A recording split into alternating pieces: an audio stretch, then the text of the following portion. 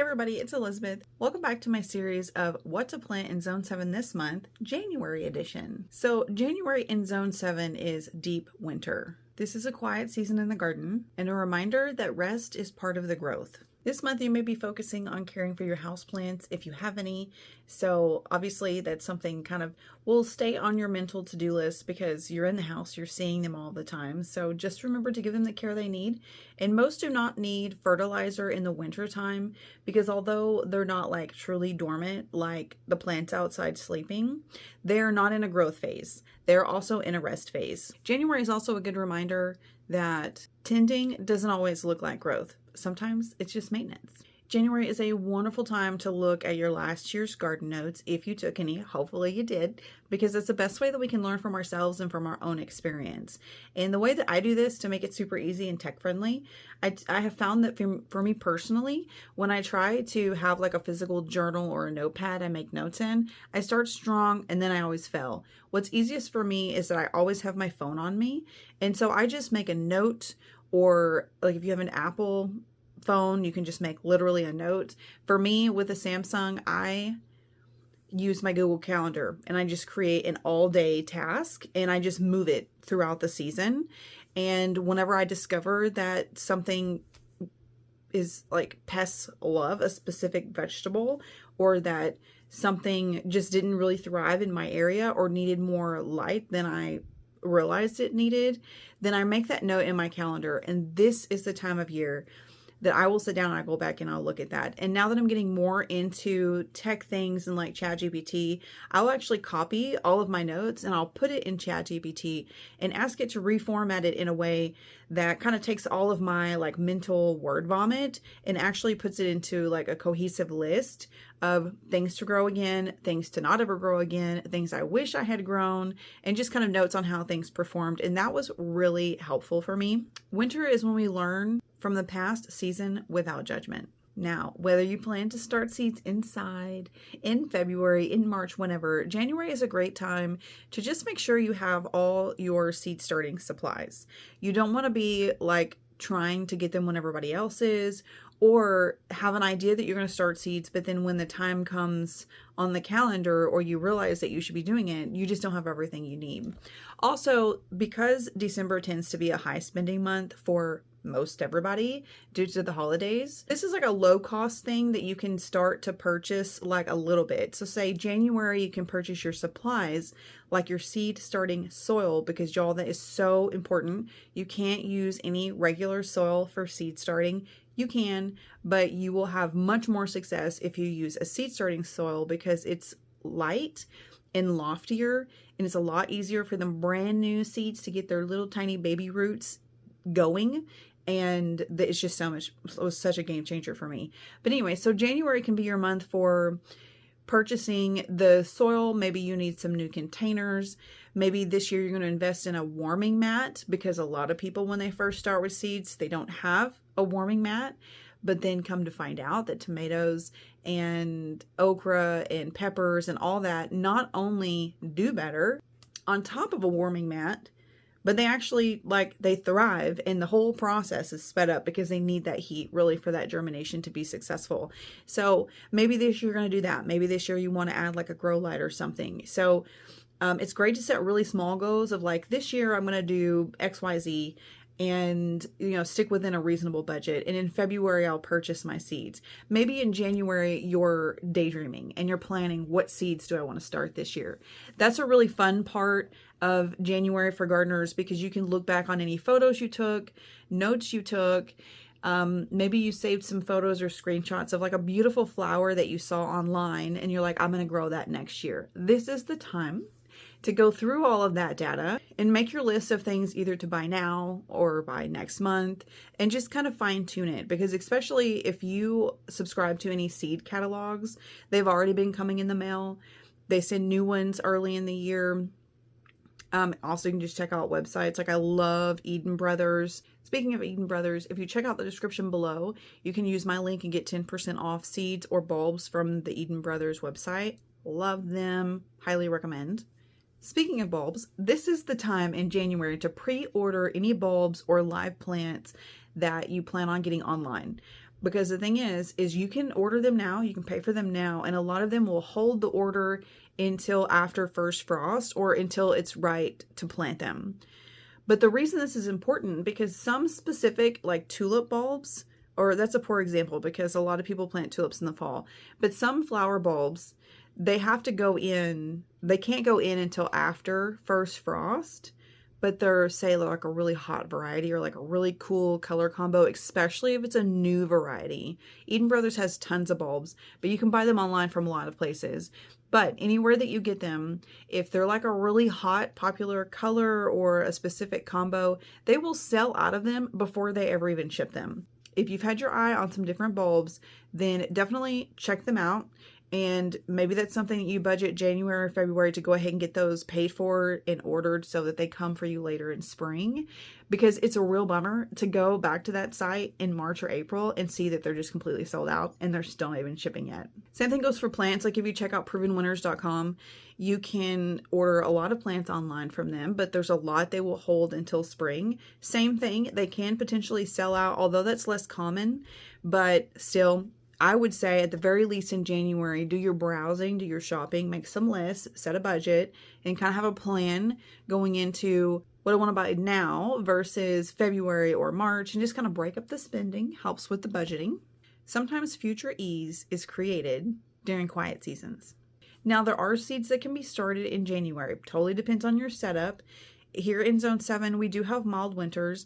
We do still sometimes get some snow on the ground, and there are weeks where the ground is frozen. It's not super common, and it's not for a prolonged period of time, but it's not an active growing season for anybody. The things that you can be starting by seed in January are things you're going to be starting inside or in a greenhouse.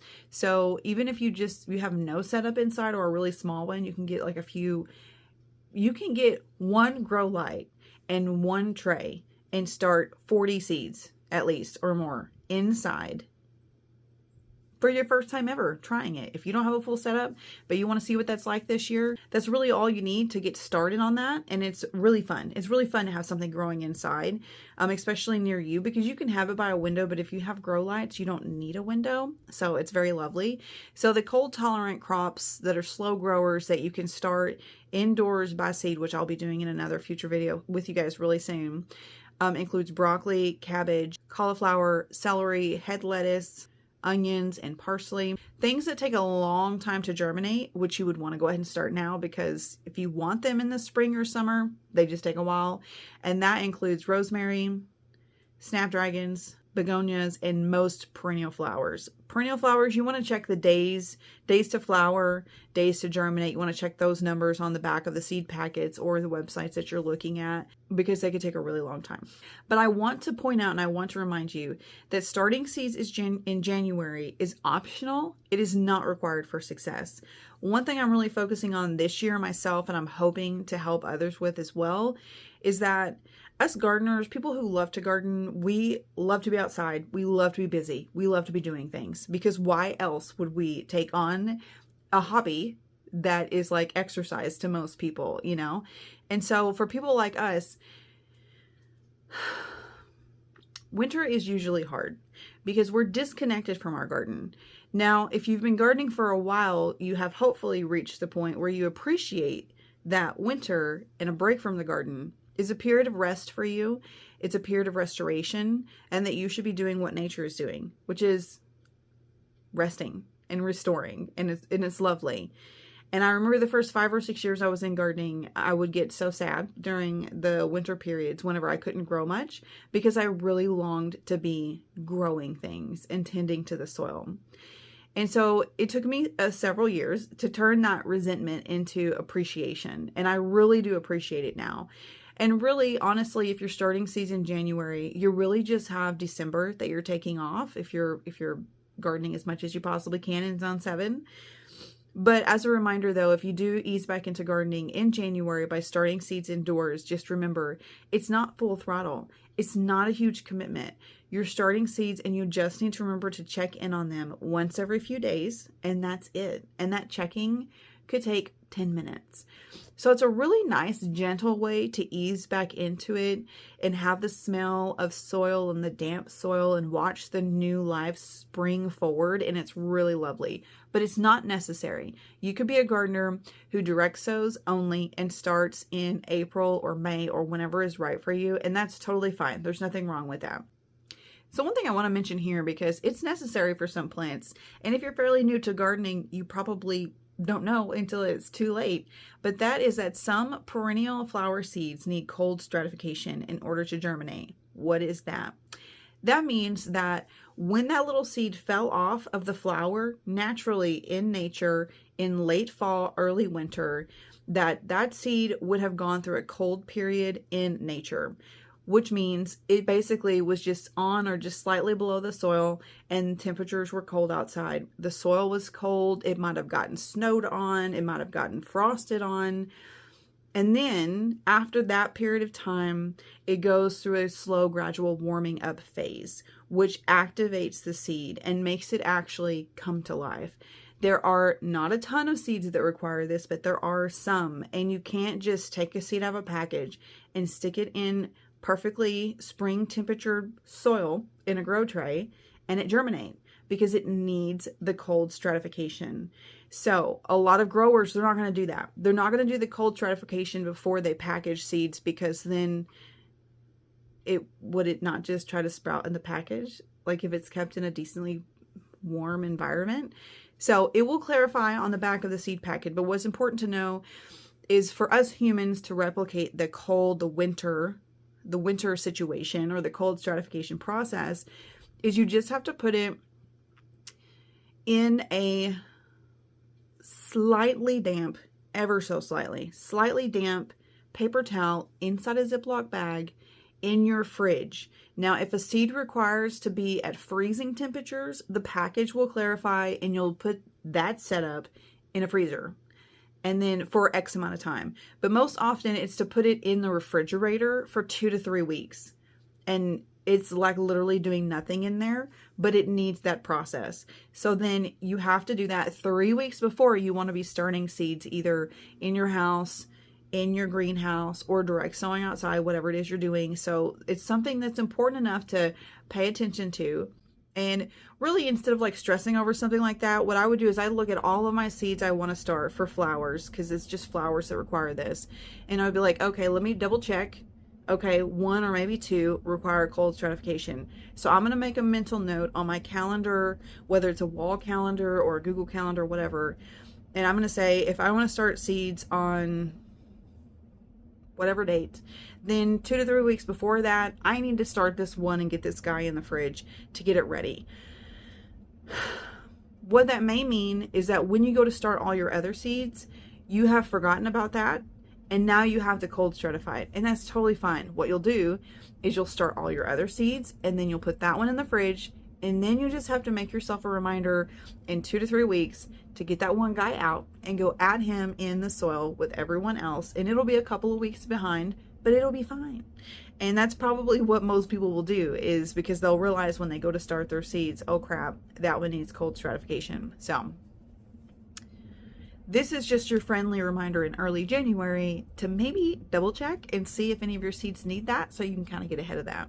It's really cool because it's like a reminder that some seeds really need winter before they can grow, because they literally do. And you can tie that back into us as human beings, that we need winter in order to grow, just like we need periods of rest before we can really like grow into the best person that we're meant to be, because that's just part of normal cycles in life, just like it is in nature. Now, when it comes to like outdoor maintenance, there's really not a lot to be done in January. You want to let nature just be. Let her rest, let her do her thing. If you got birds that still come around, refill your bird feeders. You know, if you've done your December and November maintenance, a lot of your stuff is put away, it's tucked away, it's stored, everything is fine. There's nothing you need to do in the soil or in your raised beds or any of that throughout the month of January. Just let it rest. This is also a reminder that sometimes the best choice is to wait. In January, the garden teaches us that resting is not wasted time. Everything important is happening below the surface. In a final closing, I just want to say, let January be slow in the garden and in your life. Spring will come when it's ready. I hope you have a wonderful day. If you're new to my channel, I just want to tell you really quick that I wrote 2 books about gardening that you might find helpful, and I would love it if you would check them out.